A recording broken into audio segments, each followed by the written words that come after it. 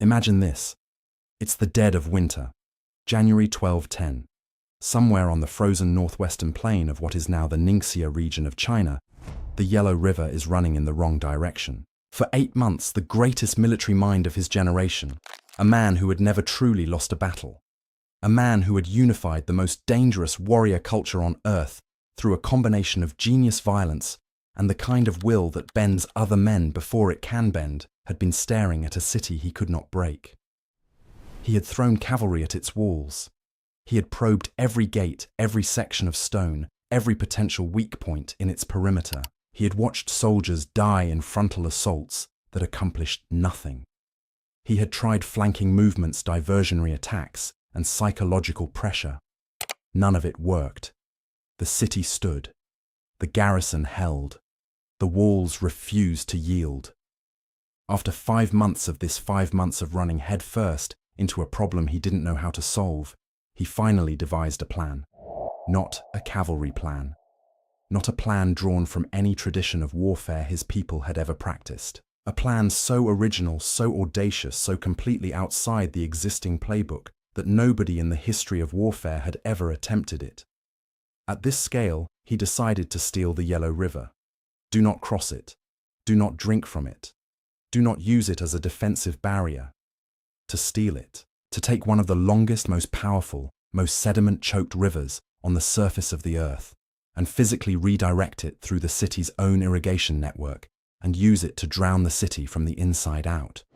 For weeks, tens of thousands of workers had labored in the desert cold to build a massive earthen dike. Soldiers, prisoners of war, conscripted laborers from captured border towns, all of them moving earth by torchlight in temperatures that killed the unprotected building. A structure designed to intercept the Yellow River's flow and redirect it back through the canals that the city's own engineers had spent generations constructing.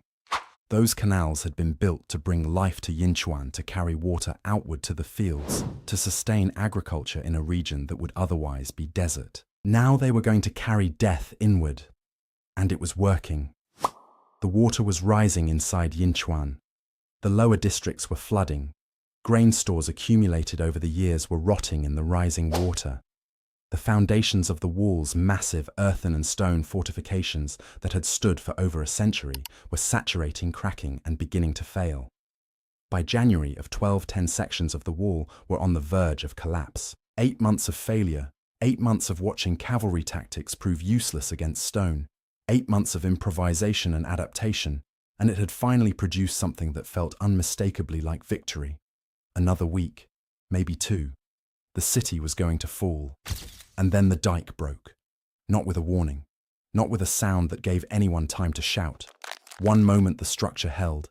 The next moment, it didn't. And the water that had been building behind it, the entire redirected force of one of the mightiest rivers in Asia, held back by an earthen wall built by an army that had learned siege engineering approximately 3 months ago, came roaring back across the plain in the dark, straight into the Mongol camp.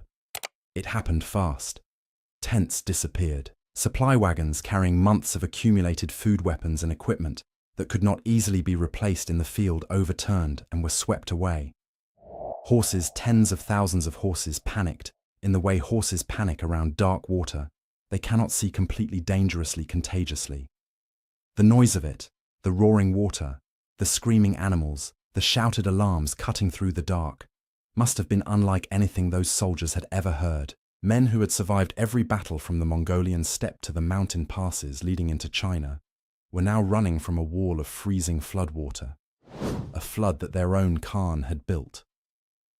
Genghis Khan retreated to the nearest high ground and stood in the dark and watched his camp disappear beneath the water he had summoned. And now I need you to hold that image, the greatest conqueror of the ancient world, soaking wet on a hill watching his own plan destroy itself, because what happens next is the part that history almost never tells you.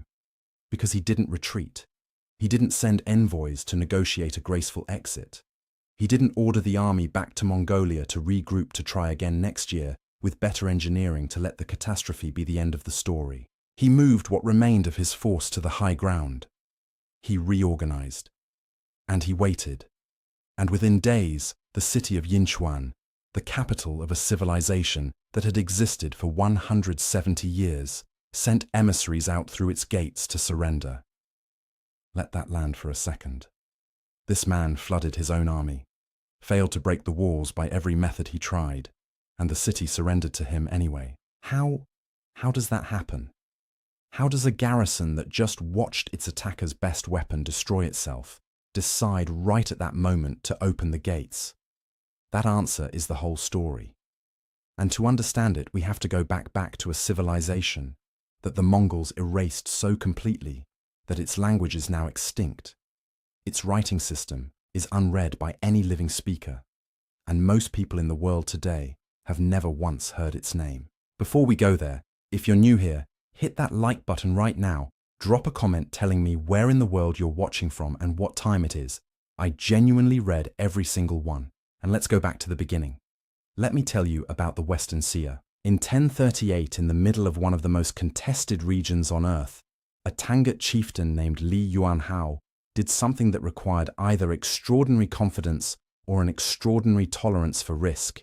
He declared himself emperor, not a regional governor, not a tributary king acknowledging the supremacy of a larger power. An emperor with all the cosmological weight that word carried in the East Asian political tradition, a man who held the mandate of heaven, who stood between the human world and the divine order, who owed deference to nobody. He named his dynasty the Great Xia and established his capital at a city called Xinqing, which we know today as Yinchuan, in what is now the Ningxia Hui Autonomous Region of northwestern China. To his Chinese neighbors to the south and east, who already had a Xia in their historical memory, the semi-legendary ancient Xia dynasty of the deep Chinese past, his kingdom was Western Xia, Xia, the Xia of the West. To the Mongols who would eventually destroy it, the people were Tangut. To themselves, in their own language, the empire was called something that translates roughly as the Great State of the White and the Lofty, a name drawn from the white peaks of the Helan Mountains that loomed over their capital. At its height, Western Xia controlled over 800,000 square kilometers, an area larger than the modern nations of Turkey and Germany combined. This was no collection of nomadic tents. This was a state with cities, bureaucracies, tax systems, standing armies, and cultural institutions that had been developing for nearly 2 centuries. It had survived the pressure of the Song dynasty, to the southeast had navigated the complex politics of the Liao dynasty to the northeast, and after the Liao fell to the Yurshan Jin in 1125, had successfully repositioned itself within the new regional order. Western Xia was by 1200 a mature and sophisticated state that had demonstrated a remarkable capacity for survival in one of the most geopolitically dangerous neighborhoods in the medieval world. The Tangut people themselves were extraordinary. They were ethnically and linguistically distinct from the Chinese Yurshan and Khitan peoples, who surrounded them, a Sino-Tibetan group, whose origins lay among the ancient Qiang peoples of the Western Highlands. And one of their most remarkable achievements was purely intellectual. In the 11th century, Emperor Jingzong commissioned the creation of an entirely original writing system for the Tangut language. Not an adaptation of Chinese characters, not a borrowed alphabet, an entirely new script designed from scratch with over 6,000 distinct characters, a system of comparable complexity to the Chinese writing tradition, but independent of it in structure and origin. That script was used for government documents, legal codes, Buddhist texts, literature, and correspondence for nearly 2 centuries. It was a living system maintained by a community of literate speakers who had made it the foundation of their cultural and administrative life. Today, that script has no living speakers. Scholars can read it haltingly through years of specialized study, but as a language passed from parent to child, as a living tongue, it is gone. We will come back to why. The capital Yinchuan sat in what looked like an unlikely location for a major city, the narrow agricultural corridor between the dramatic ridgeline of the Helan Mountains to the west and the Yellow River to the east, surrounded on all other sides by the arid terrain of the Ordos Plateau and the approaching Gobi. By any reasonable assessment, this should have been a marginal, difficult place to sustain an urban population of any size. But the Tanguts had inherited, maintained and expanded one of the most sophisticated irrigation systems in medieval Asia, drawing from the Yellow River through a network of canals that dated in their origins to the Qin and Han dynasties, some of them over 1,000 years old. By the time Yinchuan was at its height, the Tangut engineers had transformed the Yinchuan plain into some of the most productive agricultural land in the entire northwest. The canals fed the city, they fed the armies that defended it. They fed the population that gave Western Xia its tax base and its labor pool. Without those canals, Yinchuan could not exist. With them, it thrived.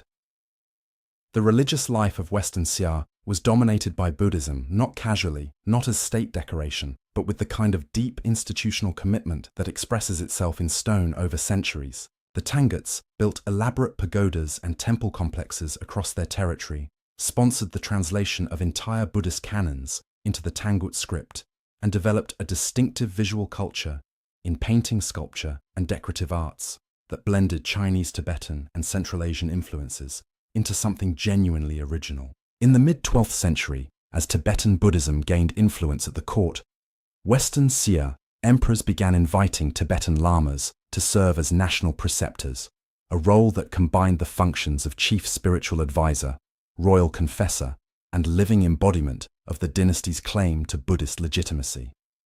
This is important context for what comes later. Western Xia was not a militarized society organized primarily around warfare the way the Mongols were. It was a settled, urban, institutionally rich civilization that maintained a large military because it had to, because the geopolitics of its neighborhood demanded it, but whose identity and self-understanding was fundamentally oriented around trade, agriculture, scholarship, and religious practice. When the Mongols came, they were not just attacking an army. They were attacking a way of life that had been building for nearly 2 centuries. And geographically, Western Xia sat in one of the most strategically vital positions in the entire medieval world, the Hexi Corridor, that narrow strip of habitable land running east-west between the Tibetan Plateau and the Gobi Desert, connecting the Chinese heartland with Central Asia, Persia, and the broader Islamic world. This was the Silk Road, not the romantic idea of the Silk Road, the actual physical road that merchants, diplomats, armies and ideas had been traveling for over 1,000 years. Every bolt of silk moving from Chang'an to Samarkand. Every piece of paper carries Buddhist thought from Indian monasteries to Chinese scholars. Every tribute mission made the long journey from the steppe to the imperial court. All of it for a critical stretch of the journey passed through Western Xia territory. That control made Western Xia wealthy. Toll revenues from Silk Road trade supplemented the agricultural income of the Yinchuan plain and gave the dynasty resources beyond what its relatively small territory might otherwise have supported. But it also made Western Xia permanently, existentially, unavoidably a target.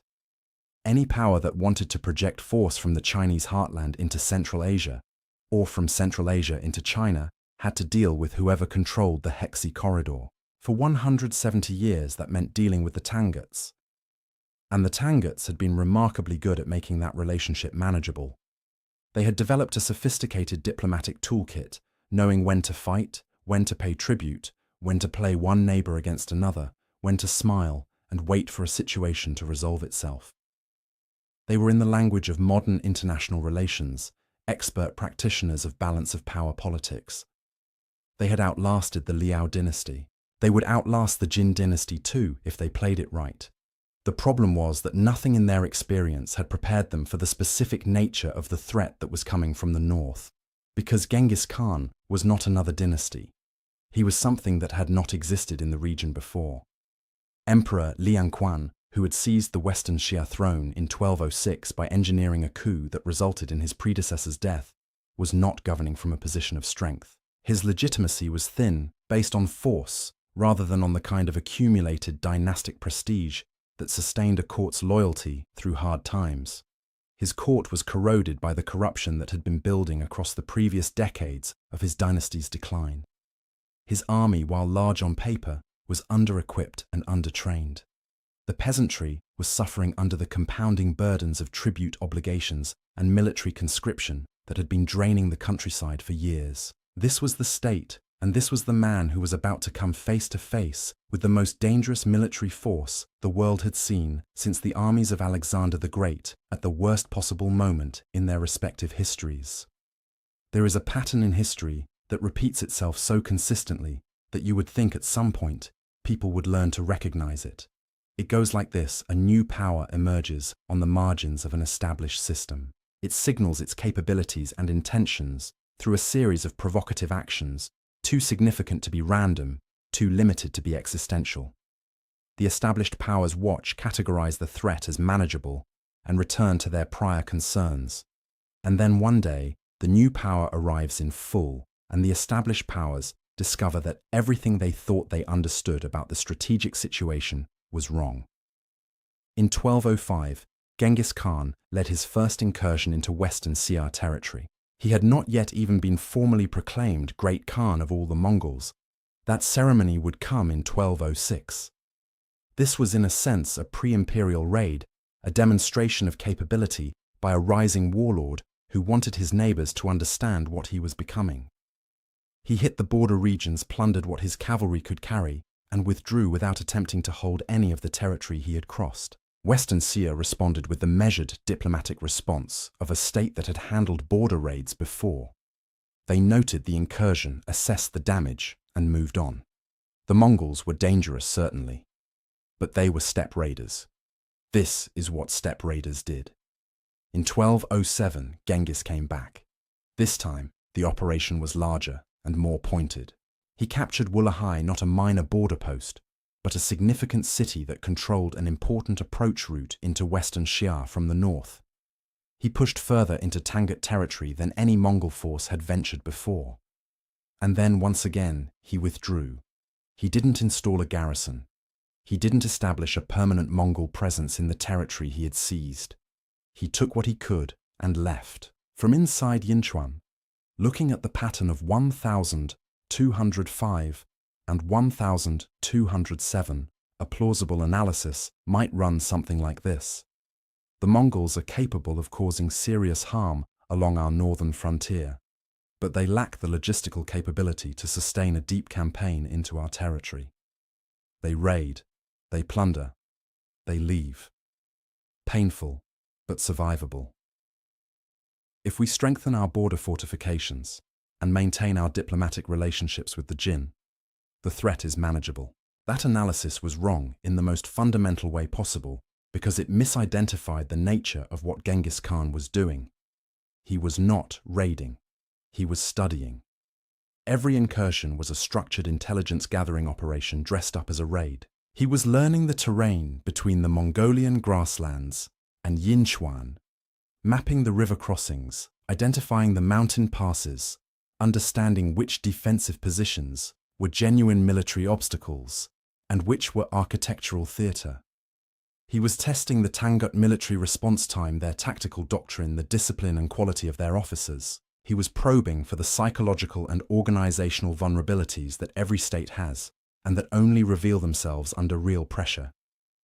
And he was doing all of this while simultaneously back in Mongolia, building the administrative machinery, the census systems, the supply networks, the command structures that would allow him to sustain not a raid, but a war. When Emperor Li Anquan sent his appeal for military assistance to the Jin dynasty in 1209, he was doing exactly what any rational ruler in his position would do, turning to the most powerful regional player and asking them to honor an implicit mutual security relationship.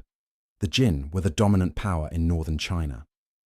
A Mongol army at the walls of Western Xia was by any realistic assessment a prelude to a Mongol army at the walls of the Jin. Helping Western Xia now was enlightened self-interest. The new Jin emperor, Wanyan Yongji, received the appeal and delivered his response. The Chinese sources record the substance of the court's reasoning, and it is worth sitting with it for a moment. It is to our advantage when our enemies attack each other. Wherein lies the danger to us? Read that carefully. The Jin court in 1209 interpreted the Mongol attack on Western Xia not as a threat to their own security, but as a convenient distraction, an opportunity to let their troublesome Western neighbor and the emerging Mongol power bleed each other. while the Jin sat safely behind the Great Wall and waited for both to be weakened. It was on its surface a coherent piece of realpolitik reasoning. Let the barbarians fight each other. What's it to us? The answer, it turned out, was everything. Within 2 years, Mongol cavalry was probing the Jin's Great Wall. Within 6 years, they had sacked Zhongdu, modern Beijing, the Jin's primary capital. Within 25 years, the Jin dynasty, which had considered itself too powerful to be threatened by the same forces that were consuming Western Xia, ceased to exist. I want to be direct about this because it is one of those historical lessons that applies well beyond the medieval Eurasian steppe. The belief that your enemy's problem is your opportunity is one of the oldest and most lethal strategic miscalculations in human history. The Jin watched Western Xia burn and saw a gift. They received a preview and called it entertainment. Every step of the Mongol conquest of Western Xia was information about Mongol capabilities, Mongol tactics, Mongol logistics, Mongol psychology that the Jin could have used to prepare their own defense. Instead, they watched and learned nothing. And when Genghis Khan eventually turned north and east toward their territory, the Jin discovered that the man who had spent the better part of a year struggling to take Yinchuan had in that struggle become significantly more dangerous than he was when he arrived. By the spring of 1209, all of the preparation was done. The testing was over. The studying was complete. Genghis Khan assembled his army and moved south with a single purpose. He was done raiding. He came to stay. Let's talk about what it actually took to move an army from the Mongolian steppe to the gates of Yinchuan, because the logistics of this campaign are themselves a story, and they tell you something important about why the Mongols were different from every military force their contemporaries knew. Genghis assembled somewhere between 80,000 and 100,000 warriors for this operation. That number sounds manageable until you start thinking through what sustaining it actually requires. The route from the Mongol heartland to Yinchuan crossed the edges of the Gobi Desert, demanded navigation through the terrain channels east of the Helan Mountains, and required keeping a massive force fed, watered, and combat effective across hundreds of miles of terrain that barely supported the sparse pastoral populations who called it home. This was not a road march through the French countryside. This was a sustained military operation across some of the most demanding terrain in Central Asia. The Mongols managed it because they had built their entire military system around solving exactly this problem. Each warrior rode with multiple horses, typically 3 or more rotating between them, to maintain the fitness of the animals throughout a campaign. The army carried minimal fixed supplies, relying on the ability of Mongol cavalry to forage hunt and live off captured stores. They moved without the enormous baggage trains that slowed the armies of every other contemporary military power. A Jin or Song army trying to move a comparable force across similar terrain would take weeks longer and arrive considerably less capable of fighting. A Mongol army moved at a pace that to contemporaries seemed almost supernatural and arrived ready. The operational design for the 1209 campaign reveals the thinking behind what was about to unfold at Yinchuan. Rather than driving directly at the capital in a single thrust, Genghis pushed the main axis of advance south along the Yellow River, systematically reducing city after city, cutting the capital off from its supporting hinterland, one position at a time. Every city served multiple strategic purposes. It removed a potential source of reinforcements and supplies for Yinchuan. It extended Mongol control over the logistics network that Genghis would need to sustain a prolonged operation, and it progressively isolated the capital in a way that the defenders inside could feel. You don't just hit the capital. You starve it first. You make the people inside look out from their walls and understand clearly that there is no cavalry coming over the horizon to relieve them. Because that understanding, the dawning recognition that you are genuinely alone, is itself a weapon. It works on morale in ways that arrows and cavalry charges cannot. Wulahai fell first. A Western Xia relief force commanded by a general named Gao Lianghui came out to contest the Mongol advance in the open field outside the city. In open terrain against Mongol cavalry, the result was predictable. Gao Lianghui's force was defeated, Wulahai fell, and the Mongol advance continued south along the river. City after city was submitted to or taken. The strategic geometry of the situation was tightening around Yinchuan by the time the Mongols reached the edge of the Helan Mountains. Between them and the capital stood one final obstacle, and it was a serious one. Kiemen, the name translates as something like the gate that conquers the outside, was not a fort in the ordinary sense of a defensive position protecting a piece of valuable terrain. It was the lock on a door. The Helan Mountains form a substantial barrier running north to south along the western edge of the Yinchuan Basin. They are not a gentle range you can work around with some effort. They are a genuine obstacle, dramatic in profile with limited crossing points, and the one viable pass that would allow an army approaching from the northwest to reach Yinchuan was guarded by Kiemen. Control Kiemen, and you control access to the capital. That logic was not lost on the Western Xia, who had garrisoned the fortress accordingly. Accounts of the engagement suggest up to 70,000 troops within the fortress complex itself, with an additional 50,000 positioned nearby as a mobile reserve that could reinforce or counterattack as circumstances demanded. Against a Mongol army whose total strength was somewhere between 80,000 and 100,000, attacking a fortified mountain position defended by that kind of force was not a proposition that conventional military math made attractive. The numbers didn't work. The terrain didn't work. So Genghis did not attack. He set up camp across from Kiemen, established a visible presence, and waited. 2 months passed. For 2 months, the Mongol army maintained positions outside a fortress, showing no sign of assaulting directly. From inside the walls, the garrison commander, a Tangut general named Weiming Lingong, would have been watching, analyzing, trying to read intent. What were they waiting for? Were they building up for a major assault? Were they waiting for reinforcements of their own? Were they simply trying to starve the garrison into submission through a very patient siege? After 60 days of stalemate, the Mongol camp began to break. Tents came down, horses were loaded. The army formed up and began moving north back the way they had come. The retreat looked real. It was ordered, disciplined, steady, not the panicked dispersal of a force that had been routed, but the measured movement of an army that had decided the objective wasn't worth the cost.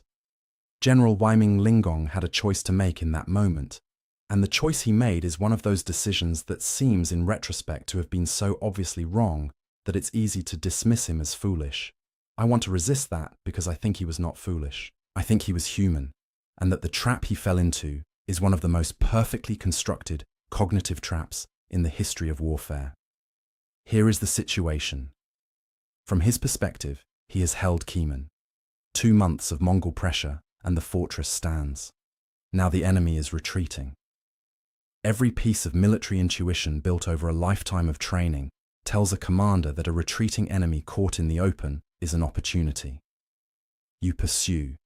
You convert their withdrawal into a rout. You destroy their cohesion while they're moving and exposed. This is basic. This is the kind of thing that gets drilled into military thinking from the earliest stages of training. But there's another piece of that training, and it's in direct conflict with the first piece. A retreating Mongol force might not be retreating. It might be leading you somewhere. The problem is that acting on the second piece of knowledge requires overriding every instinct the first piece generates. It requires watching your enemy run away from you and choosing not to chase him in the full knowledge that, if you're wrong, if this is a genuine retreat and not a feint, you've just let a major military opportunity evaporate. That is a psychologically very difficult thing to do. And in the fog of a real military situation, with the momentum of the moment pushing hard in one direction, the rational part of your mind that says, wait, this might be a trap, has a hard time competing with the visceral pull of, they're running, go after them. Weiming Lingong led the garrison out of Kiemen. The moment his force was committed to the open ground, away from the walls, away from the gates, away from every defensive advantage that the fortress terrain had given them, the Mongols came back. Not as a rout turning to fight, but as a formation that had never stopped being a formation, executing a wheeled counterattack, with the precise coordination of troops who had rehearsed exactly this maneuver. In open terrain against Mongol cavalry, executing a coordinated assault on a force that had just sacrificed every positional advantage it possessed, the outcome was not a battle. It was a confirmation of a physics equation. The garrison of Kiemen was destroyed. Weiming Lingong was captured. and the one pass through the Helan Mountains that separated Genghis Khan from the capital of Western Xia was now unguarded. In May of 1209, the Mongol army crossed the mountains and looked east across the Yinchuan plain. I want you to try to see what Genghis Khan saw in May of 1209, because I think it matters for understanding the 9 months that follow. After everything, the march across the Gobi, the battles along the Yellow River, the 2-month standoff at Kiemen, the destruction of the garrison in the open field, the army that emerged from the pass was not at full strength. It had been fighting and marching for months. Its horses had been worked hard. Its supply situation, which had been manageable on the way in, was becoming a real concern as the distance from the Mongol heartland extended. And when they came through the pass and looked east, they saw Yinchuan, a city of large and well-maintained walls sitting behind the glittering lines of its irrigation canals, backed against the Yellow River in the east. A city that by available estimates contained approximately 150,000 soldiers within its walls, a garrison that was nearly double the total strength of the force that had just come through the mountains to attack it. 150,000 defenders, against roughly 80,000 attackers. In a city with walls that had been built and maintained for over a century by people who understood the defensive value of what they were building. And here is the other dimension of the problem that I think deserves more attention than it usually gets. The Mongols had essentially no experience with siege warfare. This wasn't a secondary weakness or a minor gap in capability. It was a foundational limitation. Mongolian military culture had developed on the open steppe, where the decisive instrument was mobile cavalry and the decisive engagement was the open field battle. The concept of attacking a fortified urban position, bringing down walls, breaching gates, fighting through a defended city, was genuinely foreign to their military tradition.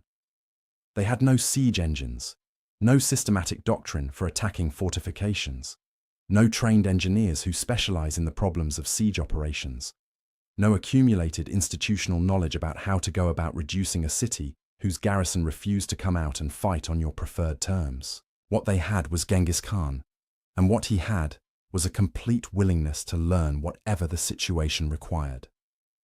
The early weeks of the siege were by any honest reckoning humiliating. Every army that has ever tried to take a fortified city without proper siege equipment runs into the same iron reality walls work. That is the entire reason human beings spent millennia building them. Stone and height, and a garrison that knows how to use them, creates an asymmetry that cavalry charges and infantry assaults cannot overcome by volume alone. A Mongol warrior on horseback at a stone wall is not a weapon. He is a target. The Mongols tried everything in their existing repertoire. They probed for structural weaknesses in the perimeter, tested every gate, and looked for sections where the wall was lower or the defenders thinner. They staged diversionary attacks designed to force the garrison to disperse its attention. The defenders' professional soldiers fighting for their own city with ample ammunition and the high ground and months of stored supplies repelled every attempt with the patient efficiency of a garrison that had every advantage and knew how to keep it. May turned to June, June to July, July to August. The summer heat of the northwestern plateau bore down on the Mongol encampment spread across the plain. The logistical situation was becoming a serious concern, maintaining an army of 80,000 at operational readiness, far from its supply base in terrain that was not designed to sustain it, across what was stretching from weeks into months, was the kind of problem that had broken campaigns before. Inside Yinchuan, the mood was cautiously holding. The garrison was defending effectively. The walls stood.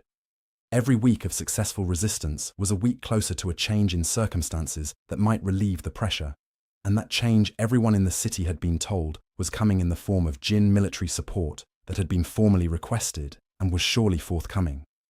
It was not forthcoming. It would never be forthcoming.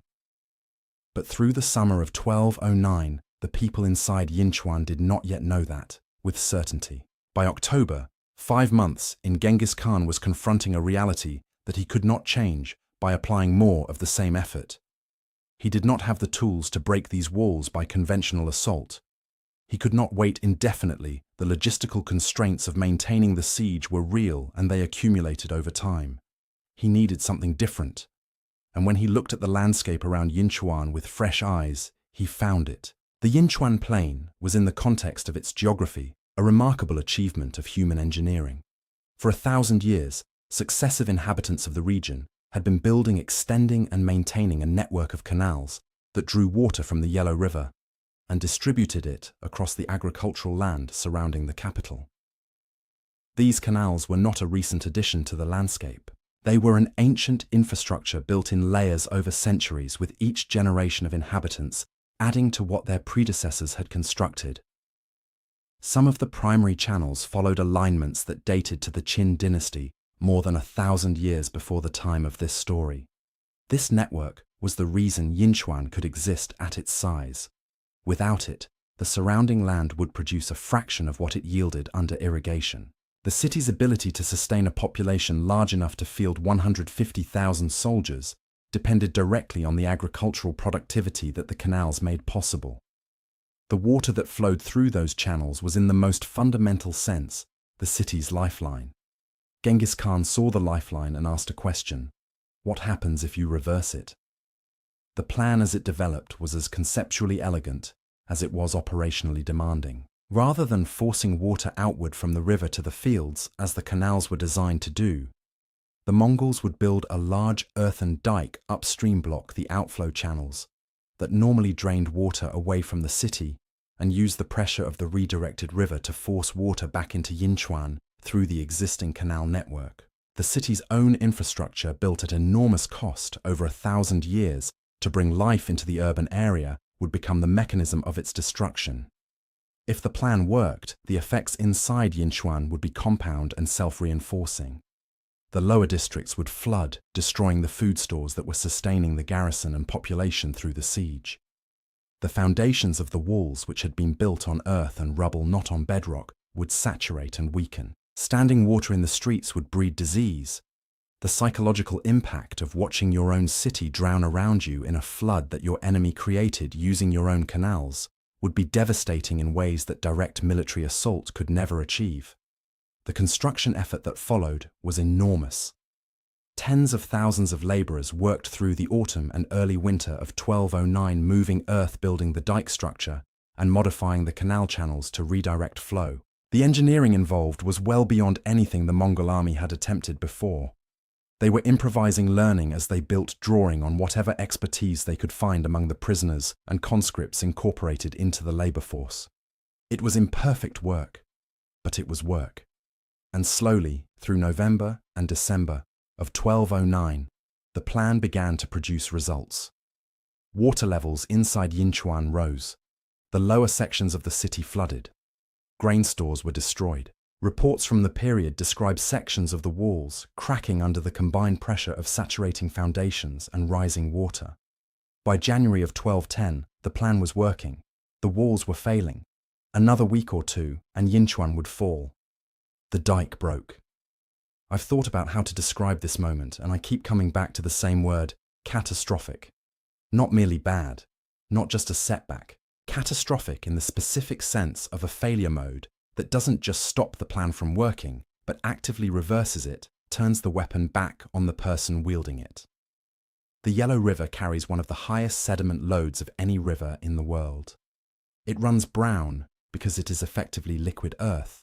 It picks up vast quantities of soil and silt as it moves through the lowest plateaus of north-central China, and it carries all of that weight in its current. The pressure this river exerts on structures attempting to contain or redirect it is immense, continuous, and unforgiving.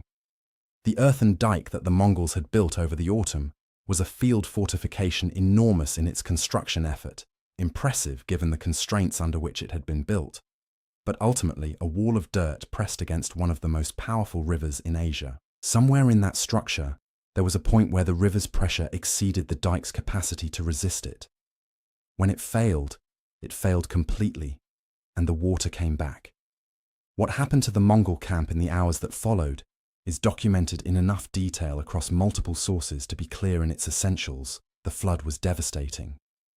The camp, positioned in the low ground between the mountains and the city, was directly in the path of the returning water. Supplies were destroyed. Animals were lost. Equipment accumulated over the months of the campaign was swept away. The army, that had been patiently, methodically tightening the siege for 8 months, was for several chaotic hours a mass of men trying to survive a flood they had accidentally created. Genghis Khan moved to high ground and watched. Now, here is the moment I want to spend some real time on, because I think it is the most revealing moment in the entire campaign, more revealing than any of the battles, more revealing than the eventual surrender. What a leader does immediately after a catastrophic self-inflicted failure tells you everything about what they actually are. The options available to him in the hours after the dike broke were clear. He could order a withdrawal, a strategic retreat framed as a redeployment packaged in language that preserved the army's dignity and his own reputation. He had achieved meaningful military objectives during the campaign. The border cities were taken, the countryside had been devastated, and Western Xia had been shown its military limitations. A reasonable general could have declared the expedition a qualified success and gone home to try again next year with better siege engineers. Alternatively, he could stay. Without the dike, without the flood plan, without walls breached, and without any clear path to forcing the city's surrender through military means. He could maintain the siege perimeter on high ground, except that his best tool had just been destroyed by itself, and rely on the slowly compounding effects of isolation and starvation to do what his army had failed to do in 8 months of direct effort. He stayed, and I think this decision, this single decision, made in the dark on a hillside with a flooded camp below him, is the clearest expression of what made Genghis Khan genuinely different from most of the commanders history has produced. Not the tactics, not the cavalry. The refusal in the face of evidence that would have convinced almost any other person to walk away to let the story end in failure. Because here is what he understood that Li Anquan, watching from inside Yinchuan, was about to discover the flood had hurt both sides. The Mongol camp was damaged, and their best siege weapon was gone. But Yinchuan's food stores had been flooding for weeks. The city's agricultural hinterland had been occupied or destroyed. The Jin relief force was not coming, and the Mongols, damaged as they were still outside the gates. The Western Xia emissaries walked out through the gates of Yinchuan sometime in January 1210. Think about what that procession represented. For 170 years, through every pressure that the geopolitics of medieval East Asia had applied to their kingdom, the Tanguts had maintained their independence. They had never submitted to the Song. They had paid nominal tribute to the Liao and the Jin. But in the careful language of medieval East Asian diplomacy, those arrangements preserved the fiction of equality. Tribute flowed in both directions, titles were exchanged, and the independence of the Western Xia state remained formally intact. No one had ever required a Western Xia emperor to genuinely, unambiguously kneel to a foreign overlord. Those emissaries walking out of the gates mark the end of 170 years of that independence. Let me walk through the terms of the settlement because they reveal the strategic logic on both sides with unusual clarity. Emperor Li Anquan would formally acknowledge Genghis Khan's suzerainty, the foundational political act, the statement that Western Xia accepted a subordinate position within the emerging Mongol order. Going forward, Western Xia would provide military troops and logistical support for Mongol campaigns as directed. These were the political and military terms, and they were non-negotiable. The personal terms were in their own way as significant as the political ones. Princess Chaka, a daughter of Li Anquan, would be given to Genghis Khan in marriage. This was not a secondary gift or a gesture of good faith.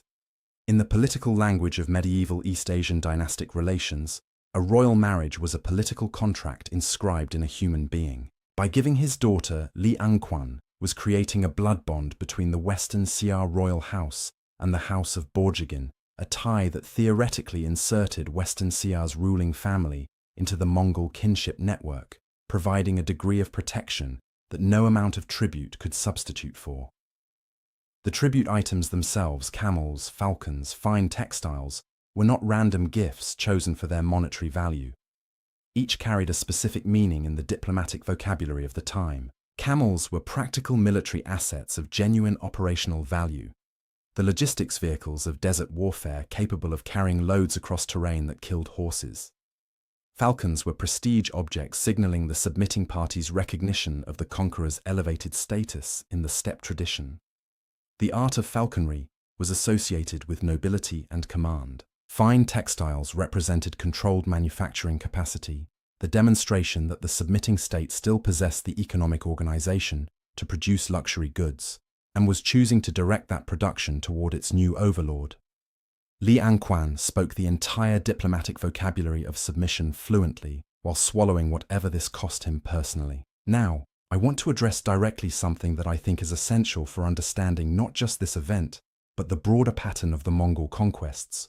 Why did Genghis Khan accept terms instead of destroying Yinchuan?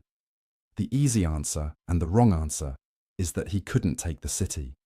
That's partly true in a narrow tactical sense, but it misses the strategic reality. Genghis Khan had options other than storming the walls. He could have maintained the blockade indefinitely, slowly starving the city into an increasingly desperate situation.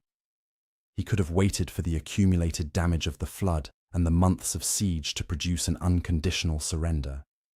He chose terms, and he chose them deliberately, because a living Western Xia was worth more to him than a dead one.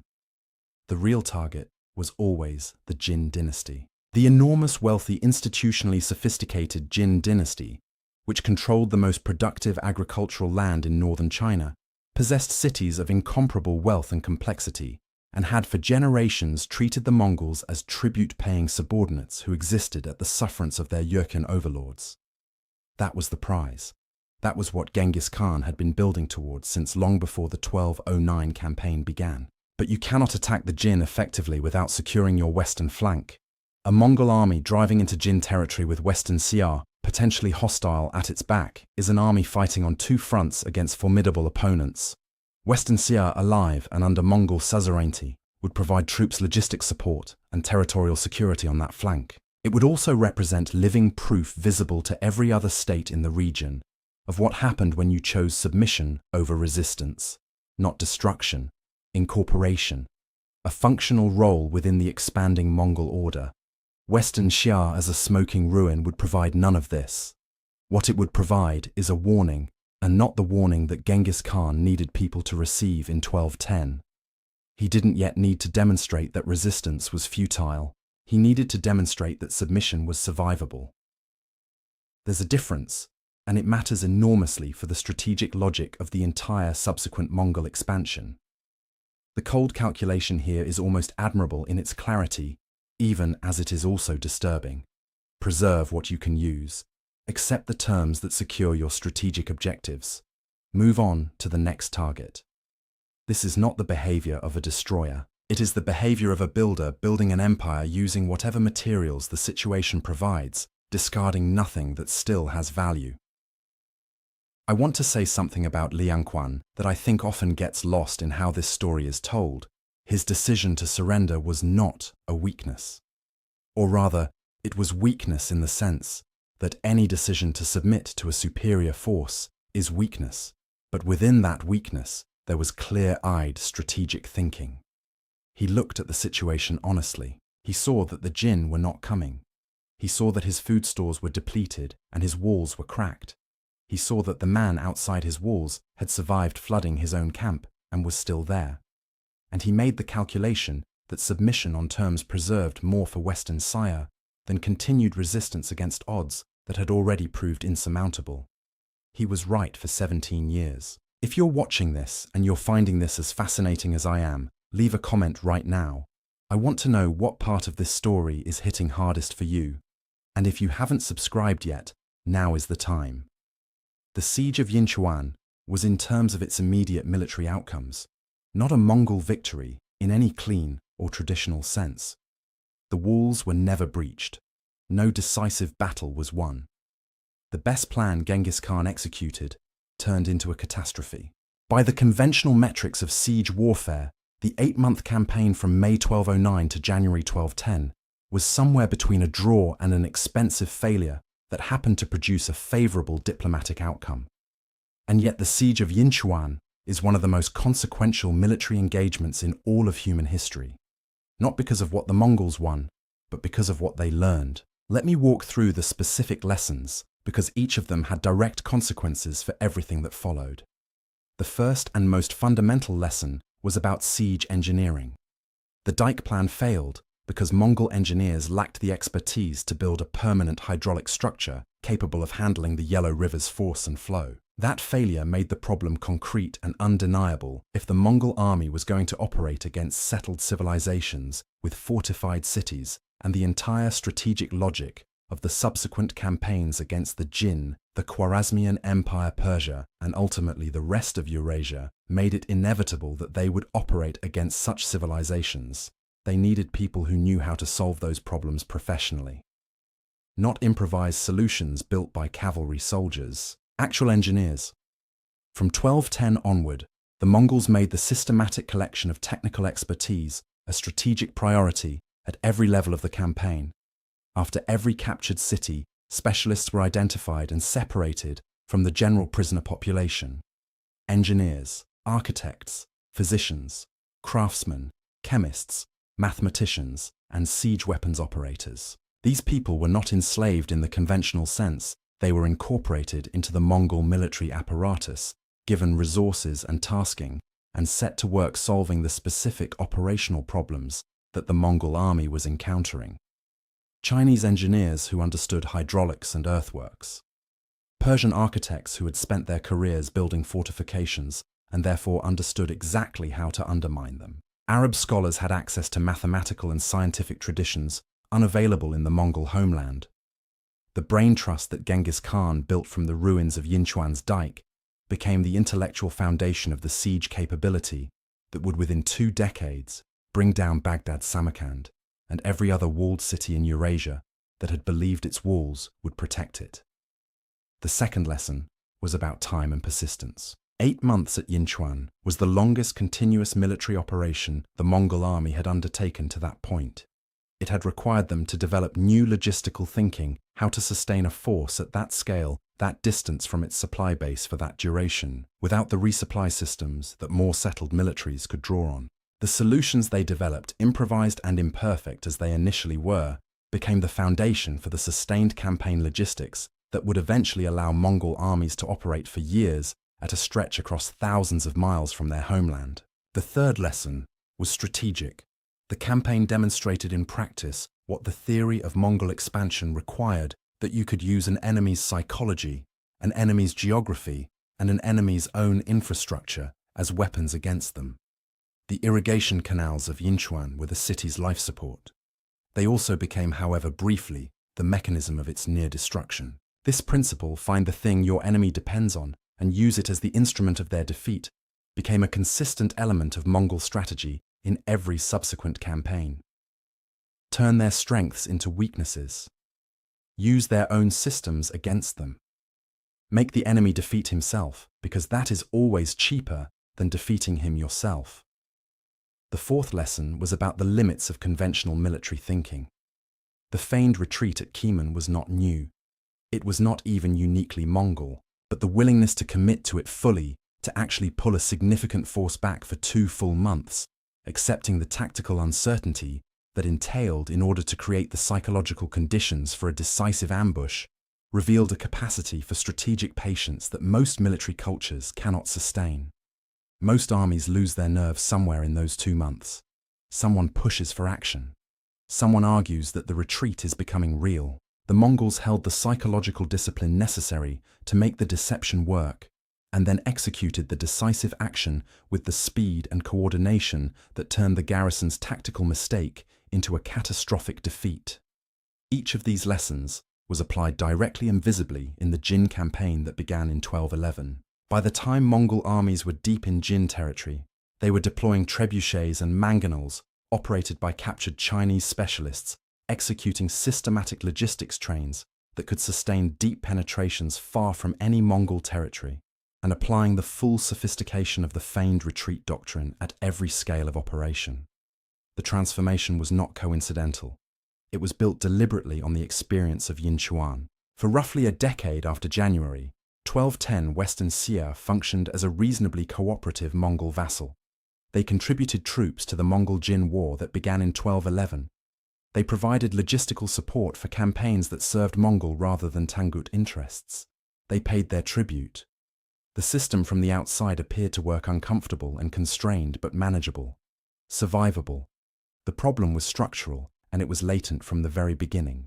Western Xia had submitted not because the Tangut court was genuinely aligned with Mongol strategic goals, but because military necessity in January 1210 had left no viable alternative. The relationship was transactional, a calculated accommodation to superior force, rather than the product of genuine loyalty or shared interest. And transactional relationships, when they are tested by circumstances that raise the cost of continued compliance, have a tendency to break. In 1219, Genghis Khan assembled the massive campaign force he intended to direct against the Khwarezmian Empire in Central Asia. Before departing, he requested military support from Western Xia, invoking the terms of the vassal relationship that had been in place for 9 years. This was not an unreasonable request. It was exactly what the 1210 arrangement had specified. The Western Xia court refused. The response attributed to the Tangut general Asher has survived in various forms in different sources, but the substance is consistent. If Genghis Khan needed Western Xia's troops to fight the Khwarezmians, then perhaps he lacked the strength to be calling himself the supreme power of the known world. That is not a thing you say to Genghis Khan. He reportedly swore an oath before leaving for Central Asia that if he returned alive from the Khwarezm campaign, Western Xia would answer for that refusal. He was in his late 50s, launching one of the most ambitious military operations in human history, against an opponent whose empire stretched from Afghanistan to the Caspian Sea. There were reasonable grounds for thinking he might not return. He returned, and in 1225, in his mid-60s, and by some accounts already in declining health, he assembled approximately 180,000 soldiers and turned south toward Western Xia, not to re-establish vassalage, not to punish a specific act of disobedience and return to the prior arrangement, to end it. The 1225 to 1227 campaign was different in character from the 1209 to 1210 campaign. In the most fundamental way, its purpose was not conquest, but annihilation. City after city fell not just militarily, but structurally. The Mongols systematically destroyed the irrigation infrastructure that sustained Western Xia's cities, ensuring that even if the urban centers were eventually resettled, the agricultural foundation that made them viable would be gone for generations. This was not collateral damage incidental to military operations. It was deliberate cultural and economic erasure carried out with the same methodical precision that characterized every Mongol operational undertaking. In the winter of 1226 to 1227, the Western Xia assembled what may have been their largest military force in history for a final counterattack along the Yellow River. By some accounts, a force of over 300,000 soldiers deployed along the frozen banks of the river in a last attempt to stop the Mongol advance. In the Battle of the Yellow River, the Mongols destroyed them. The specific casualty figures in the sources are almost certainly exaggerated in the way that medieval military accounts routinely are, but the essential meaning is clear. The Western Xia army, as an organized fighting force, ceased to exist after that engagement.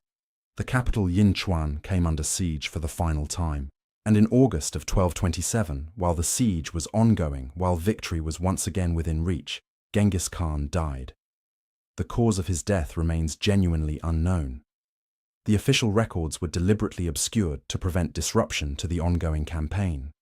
Some sources suggest illness, others suggest wounds sustained during operations. One persistent tradition attributes his death to injuries caused by a Western Xia woman, a princess or captive during the campaign. We cannot know. What we know is that he died in the field before Yinchuan fell, having spent his last months in the desert trying to complete what he had begun 17 years earlier. His death was kept secret.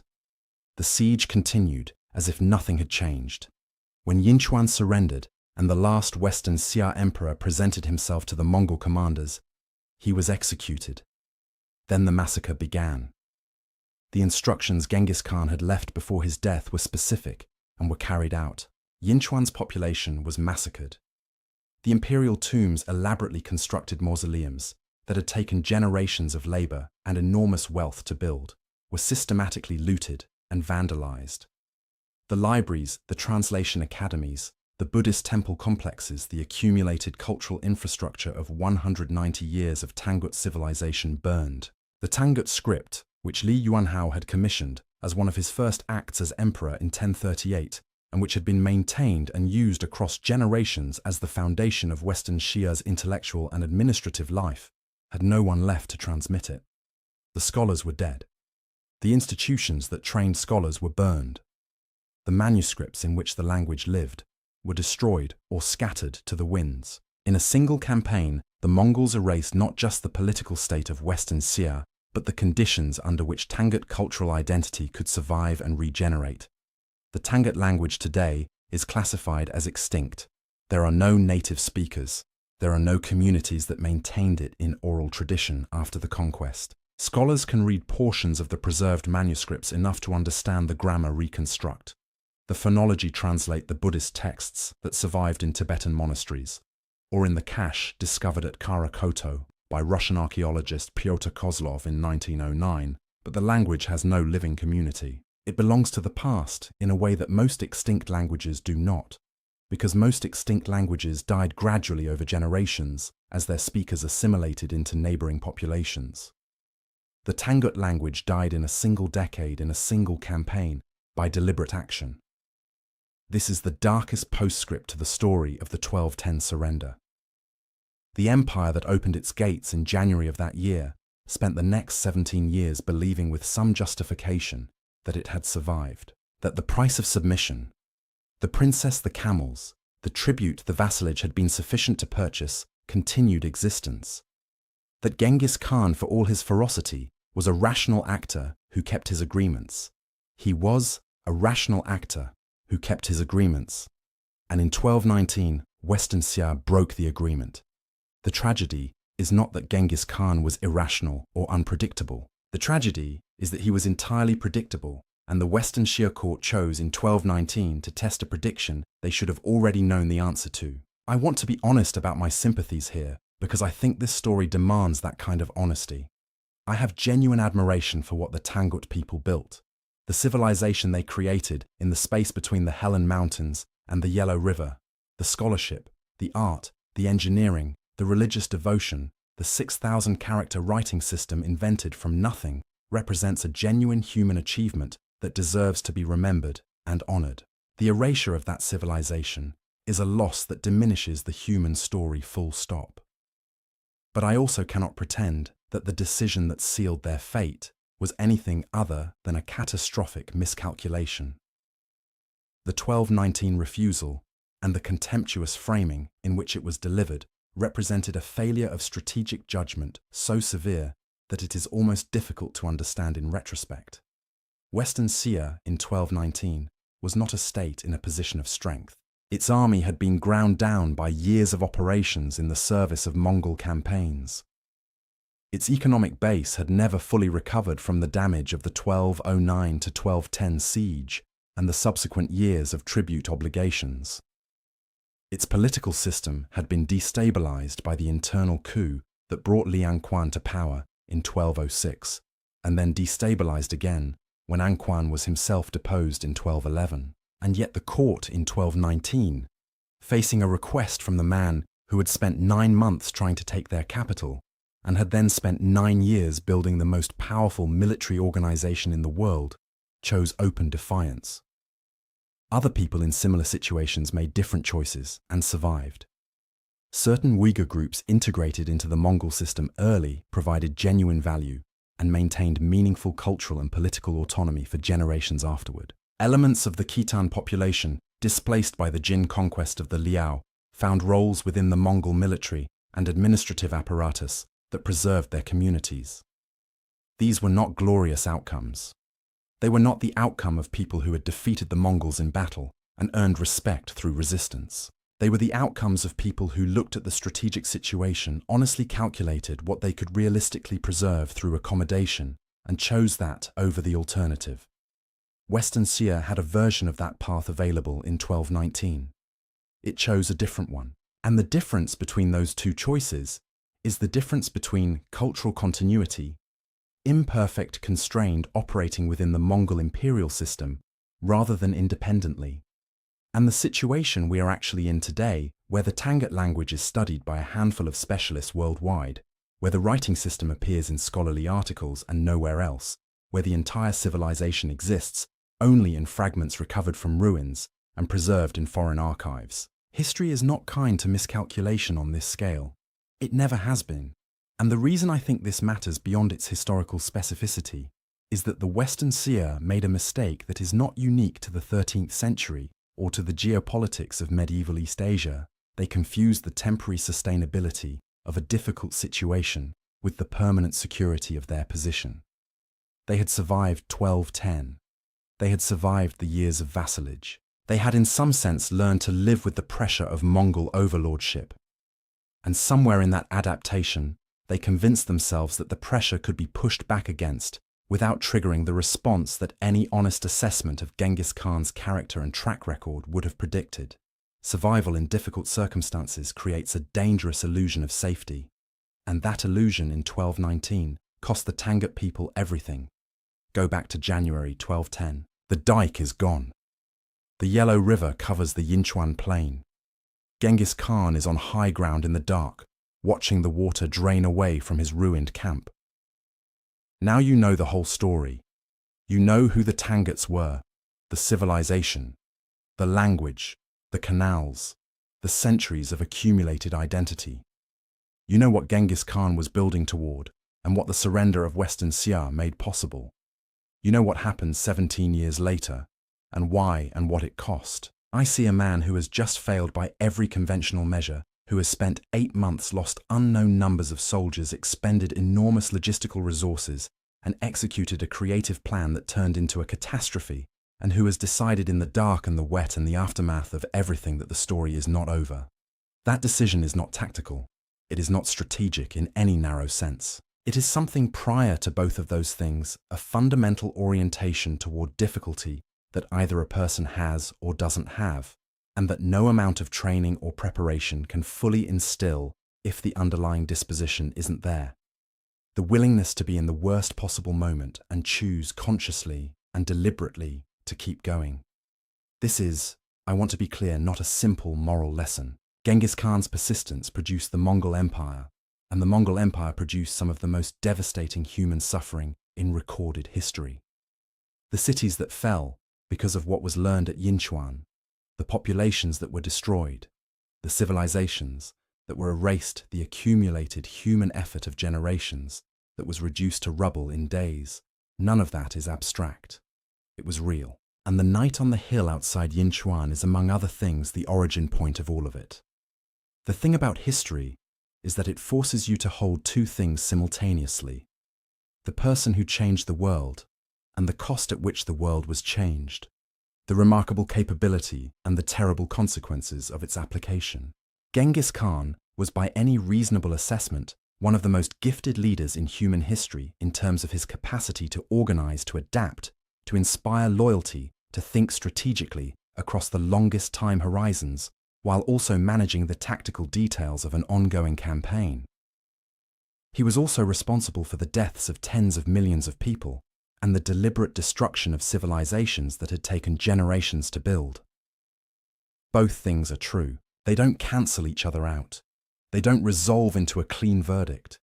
They just sit there next to each other, demanding to be held at the same time. That is what history actually looks like when you get close to it. Not the clean narratives of triumph and villainy, but the complicated reality of people doing extraordinary and terrible things simultaneously, for reasons that made complete sense within their own frameworks, and that produced consequences far beyond what any of them could have anticipated or intended. The Western Xia is gone. The Tangut language is gone. The irrigation canals that fed Yinchuan for 1,000 years were destroyed and were never fully restored. And the land around the modern city of Yinchuan, while productive today, is not the same land it was in 1209. The hydraulic infrastructure that made it exceptional was erased along with everything else. Of the 190-year civilization that Li Yuanhao built in the desert between the mountains and the river, almost nothing physical survives. The imperial tombs are archaeological sites looted and vandalized, not the living monuments they were built to be. But the story survives. And I believe that stories like this one, stories about people who built something real and lost it, about decisions that seemed manageable until they weren't, about a night when a man stood on a hill and refused to let catastrophe be the end, deserve to be told in full, with the weight they carry, not reduced to a footnote in someone else's biography. Yinchuan fell twice. The first time in January 1210, it fell not because any wall was broken, but because the man outside its gates had a will that outlasted the food inside them. The second time in 1227 it fell because a promise made 17 years earlier by a dying man in a flooded camp had never been forgotten. Between those two moments lies one of the most consequential military campaigns in human history. The siege didn't go as planned. The flood that drowned the wrong army. The surrender that bought 17 years.